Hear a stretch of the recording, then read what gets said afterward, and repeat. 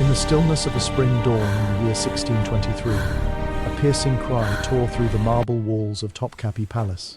It was not the moan of a soldier wounded in battle, nor the desperate plea of a captured enemy. It was the scream of a young girl only 15 years old, Princess Fatma Sultan, daughter of the most powerful ruler on earth. Her cries cut through the corridors like icy blades.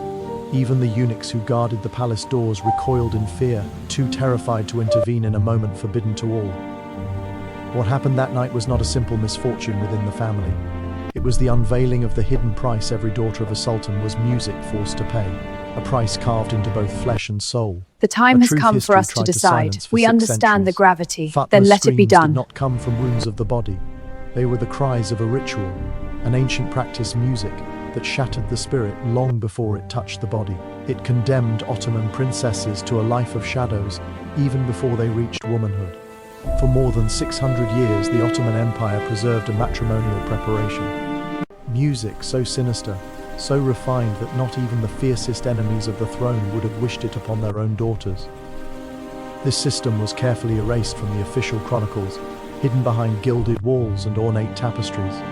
It resurfaced only recently thanks to secret documents uncovered in Istanbul's archives in 2019. We must decide on this matter with haste. Across the world, millions of women, peasants, noble ladies, even queens, dreamed of the fate of an Ottoman princess, wrapped in silk, adorned with jewels, served by countless hands. But behind those glowing walls lived not luxury, but a nightmare. A nightmare so unbearable that many of these young girls prayed for death rather than face their marriage beds. And now, in this telling, you, like me, will bear witness to a truth locked away for 6 centuries. Prepare yourself, for what you're about to hear is not a fairy tale, but a tale of horror disguised as imperial ceremony. Before we continue, I ask only one thing. If this story has already made your heart tremble, mark your interest with a gesture. Subscribe to the channel and in the comments tell us which queen or princess's fate you'd like revealed next.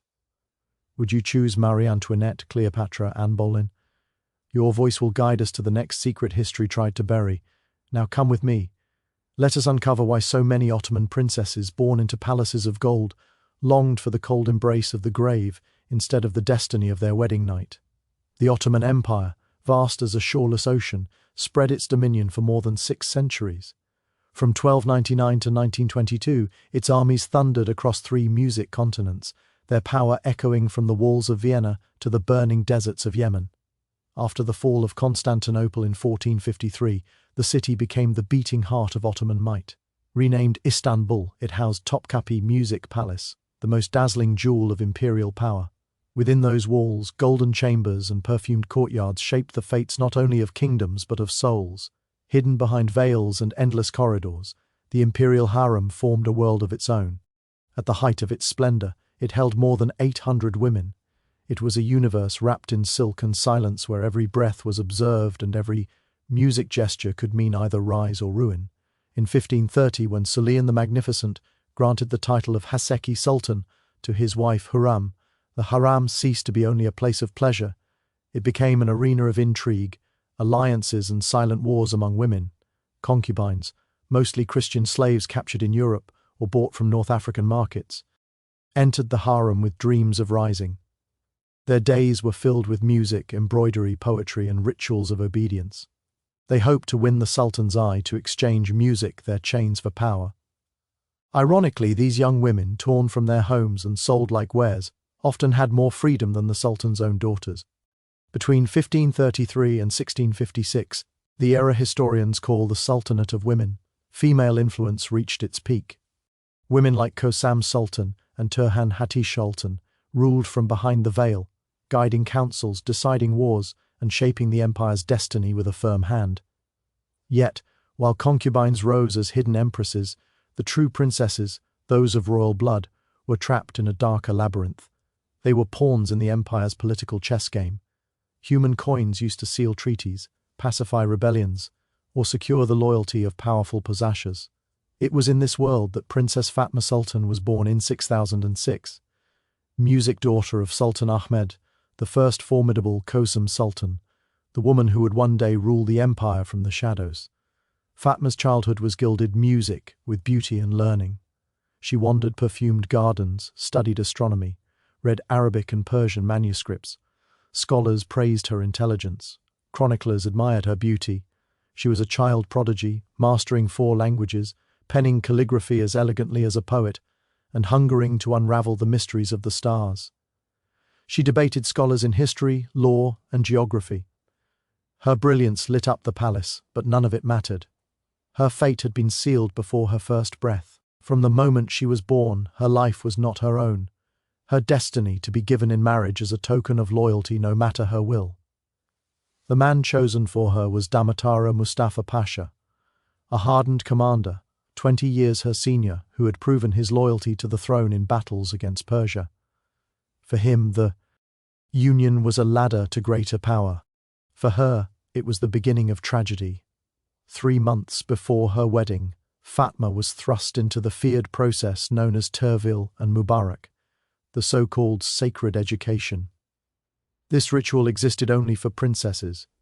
It was the polished result of centuries of psychological control, designed to crush royal pride and mold them into instruments of obedience. The one who oversaw Fatma's preparation was Gulnar Hatun, a woman of 60 winters, head of the Harem and veteran of more than a dozen princess trainings. Under her watchful eye, Fatma was led into the Angelino Dais, the bride's chamber. This room, adorned with Persian carpets and ebony panels, was not a sanctuary, but a prison.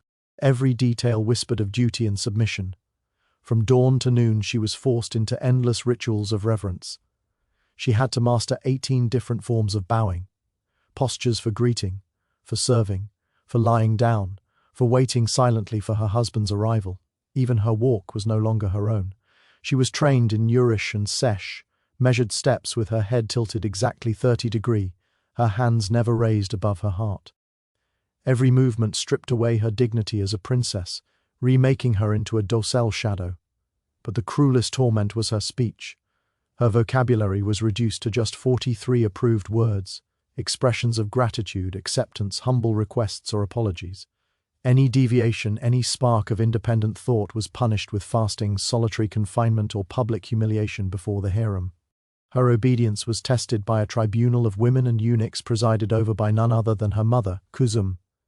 Even she judged her daughter not as a child, but as a coin in the empire's market of power. And still, the most disturbing part of her preparation awaited beneath the palace in underground chambers. Replicas of bridal rooms had been built. There Fatma aced Talim and Gerdek, the rehearsals of the first night. She was forced to interact with wax mannequins, anatomical figures crafted by Venetian artisans. Instructors, stern and cold, commanded music her to perform gestures and acts no girl of her age should know. Every reaction, her tears, her resistance, her fear was written down in secret music records. The more she resisted, the harsher her conditioning became. Slowly, the girl who had once dreamed of the stars was broken into silence. Her brilliance dimmed. Her body was trained to obey. Her spirit bent into submission. Princess Fatma was no longer a daughter of emperors. She was an apprentice to her fate. A week before the wedding, the regime grew even harsher. Fatma Sultan was transferred to the Galan Koshku, the bride's pavilion, an isolated chamber where no sound from outside could penetrate. Here, every aspect of her existence was controlled. What she ate was prescribed. Pomegranates, honey, almonds, goat's milk, spices from Yemen. Even the way she bathed was regulated. Each day, attendants performed purification baths with oils scented with valerian poppy and orange blossom. These elixirs, prepared by alchemists trained in Cordoba and Samarkand music, contained secret substances. Some calmed the body, others dulled the will, and a few induced a strange sense of drifting away from the self. The walls of the pavilion were draped with tapestries embroidered with scenes of ideal wives, obedient, fertile, submissive, promised eternal rewards for their loyalty. And if that wasn't enough, Venetian mirrors were strategically placed so that Fatma was forced to observe herself constantly. This practice, called muraqaba, was once a Sufi exercise of mystical self-reflection, but here it became a psychological weapon. She was made to police herself, to watch even her most private thoughts. In this prison of silk and eras, Fatma began to realize the full truth. She no longer belonged to herself. Her body, her voice, her very mind had been molded into an instrument of obedience. The preparation had achieved its music purpose, not only breaking her, but erasing the girl who once dreamed of the stars. The appointed day arrived, March 15, 1623. From sunrise, Istanbul throbbed like an overflowing heart, the streets filled with processions, music, and incense. Inside Topkapi Palace, banquets were laid on golden plates. Dancers from Persia and Andalusia performed. Musicians sang the empire's glory. Janissaries displayed their strength before the Sultan's eyes. For the people, it was a vision of paradise. For Princess Fatma, it was the prelude to a sentence. Chroniclers wrote that while the guests laughed and feasted, Fatma sat in silence, her lips dry, her gaze empty. The palace doctors noted what we would today call panic attacks. Trembling cold sweats despite the cool March air. Complete loss of appetite, shallow breathing so severe they feared for her life. The public spectacle glowed with splendor, but inside her, terror grew like a spreading shadow. When the final cup was raised and the civilians departed, the most dreaded procession began. Fatma was escorted to the nuptial pavilion, a special building in the private gardens designed from plans dating back to Mehmed the Conqueror. Octagonal in shape, it rose in 3 levels. Each level had a purpose: purification, submission, and consummation. The architecture was no accident. Every corridor, every chamber was meant to reinforce her vulnerability to turn the ceremony into a total act of surrender. The first level, Taja, was devoted to purification. Here, Fatma underwent hours of ritual baths, marble tubs filled with rose water, essences of sandalwood, amber grease from Somalia. Alchemists applied ointments mixed with dill, Utid opium, mandre extract, and secret compounds that induced calm, compliance, even ecstasy. The doctors described her state as one of missionary trance, the body yielding, while the soul screamed in silence. The second level, Teslim Katu, was the floor of surrender. Fatma was dressed in her bridal attire, white silk embroidered with gold, pearls from the Persian Gulf sewn into the fabric. At first glance it was a gown of majesty, but it was also a cage. Hidden cords and clasps made it easier to restrain her. The crown weighed heavily, forcing her posture. Anklets and bracelets restricted her movement. Shoes with thick soles slowed her steps. The dress was a prison sewn in luxury. While Fatma was transformed into a living symbol of obedience, her future husband Khan Mustafa Pasha prepared in a very different way. Surrounded by counselors and seasoned warriors, he was taught how to impose himself psychologically on a princess of imperial blood. Methods of intimidation, phrases designed to humiliate, techniques of physical dominance. Every detail was planned to ensure there would be no space for doubt, no room for resistance. Finally, Fatma was led to the third level, Chief Katu, the chamber of consummation. Its walls were covered with tapestries depicting military triumphs, conquered cities, defeated armies, music, captive princesses. This imagery was deliberate. It drew a direct line between victory on the battlefield and victory in the marriage bed. The furniture itself was built for control. Beds with hidden cords, cushions soaked in calming oils, music lighting designed to soften resistance. It was here in this chamber, drenched in symbols of domination, that Fatma faced her most dreaded night. When the doors of the safe Katu closed behind the procession, Fatma was left alone with her husband. Medical records from the time describe what happened next as a total collapse of the spirit. The girl, who had endured months of discipline and humiliation, could no longer respond coherently. Her body trembled uncontrollably. Her voice dwindled to a faint murmur. Her eyes wandered as if gazing into a music world far away. The imperial doctors called this state sakma, the complete shock. Khan Mustafa Pasha, seasoned in war and conquest, believed at first that this was arrogance, a defiance music that needed breaking. He applied the techniques taught to him: words of intimidation, gestures of dominance, calculated physical contact. But what he found was not resistance, it was absence. There was no struggle to overcome, only a void. Fatma's mind had fled into deep music dissociation, as though her soul had left her body in order to survive. When the consummation finally occurred, after hours of failed attempts, it was recorded by hidden observers as traumatic music for both.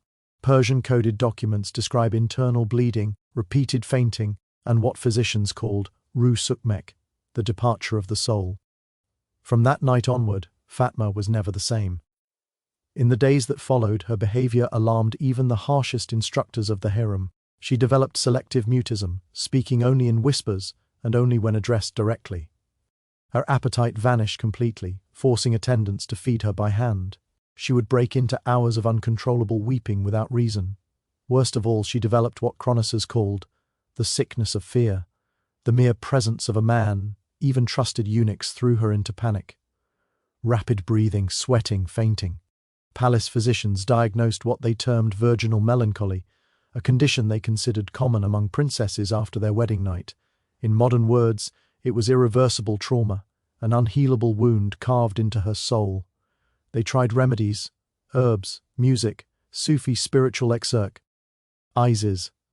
None restored her vitality. The brilliant girl who once debated scholars, the curious mind who adored astronomy and poetry, was gone forever. In her place remained a dim shadow, obedient, vacant, lifeless. Her books gathered dust. Her instruments lay untouched. The gardens where she once walked with joy grew silent. The daughter of the most powerful sultan had become a ghost of what she might have been. Her marriage with Khan Mustafa Pasha became a mechanical arrangement. There were children, public ceremonies, appearances of normality, but behind closed doors there was only silence and distance. Mustafa himself, later memoirs suggest, sought refuge in endless campaigns and in opium, trying to drown the guilt of being the instrument of a ritual that destroyed her. Fatma lived 29 more years in this hollow state. She became a figure of ceremony, a mother by duty, a wife without a voice. In 1652 she died at the age of 46. Official records list music her cause as a brain fever, but the date of her death fell on the anniversary of her wedding. To many in the court, it was no coincidence. That day the weight of memory closed finally upon her soul. The tragedy of Fatma Sultan was not an isolated case. It was a mirror of a pattern repeated through generations of Ottoman princesses. Palace records unearthed centuries later revealed that dozens of royal daughters endured the same fate. Some were left marked by mutism, others tried to escape through madness or through death, and a few simply vanished from the chronicles as if they had never existed at all. The machinery of empire, so precise in its protocols, knew how to erase inconvenient traces. What could not be erased was dressed in euphemism, softened into words of ceremony, or hidden behind ornate phrases in official records. But the truth had left scars in secret writings, encoded documents, and whispered testimonies that survived in the shadows until modern times. Some of these princesses, despite their conditioning, music, tried to resist. Records recently translated speak of royal daughters who faked their own deaths to avoid a second marriage. Others created secret codes to communicate with sisters silenced by the same rituals. And a few with unimaginable courage petitioned the Sultan directly for divorce, challenging a system thought to be unbreakable. These stories, buried for centuries in forbidden archives, remind us that even in the deepest darkness, sparks of resistance, music, can survive. Women who were raised to surrender still found ways to whisper no into the silence. Fatma's tragedy lays bare an uncomfortable truth. Absolute power does not always protect those who embody it. Instead, it can devour them. While the world imagined Ottoman princesses as radiant figures surrounded by riches, their reality was one of invisible chains, a system of rituals so finely tuned that it sacrificed human lives to preserve alliances and political stability. The harem in the popular imagination became a place of silks, perfumes, and intrigue. But in reality, it was also a theatre of imposed silences and smothered tears. The stories we were told as tales of princesses were in truth constructions of politics, narratives that devoured the daughters of the Sultan, music themselves. And so we arrive at the inevitable question: how many other secrets remain hidden in the archives of ancient palaces? What rituals were buried in the courts of Europe, Russia, or China? What terrible prices music did women pay to uphold the grandeur of dynasties? Fatma Sultan's story is not just a chapter of Ottoman history, it is a reminder of how easily power can transform its own children into sacrifices, how the splendor of crowns often rests on foundations of human suffering. For centuries, official history worked to music erase these truths. Chroniclers who served the throne painted the harem as a place of luxury and refinement. They spoke of jewels, music, and poetry, rarely of fear, despair, or broken spirits. But hidden beneath the surface, in forgotten manuscripts and medical notes, a different story pulsed. It was a story of young women silenced, of lives rewritten, of tragedies disguised as ceremonies. The scream that echoed through Topkapi Palace in 1623 was not the only one. It was simply the one that left enough of a trace for us to hear it now. To know Fatma's story is to strip away the mask that history often wears. It reminds us that behind every glittering palace stood lives consumed by duty, rituals, and silence. It shows us that power, no matter how vast, is never as music golden as it appears. And it compels us to ask how many voices have been buried under the weight of ceremony, waiting for someone to listen. If the story of Fatma Sultan has unsettled you, if it has made your heart tremble, then join us as we continue to uncover the truths hidden behind royal walls.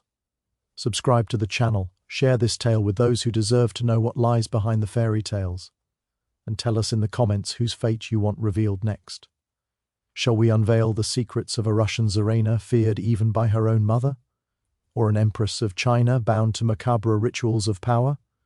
Or perhaps a European princess music traded like a token to secure a fragile alliance? Your voice will guide us to the next revelation, because only by knowing these hidden truths can we peel away history's disguise and finally hear the silenced voices of those sacrificed in the name of power.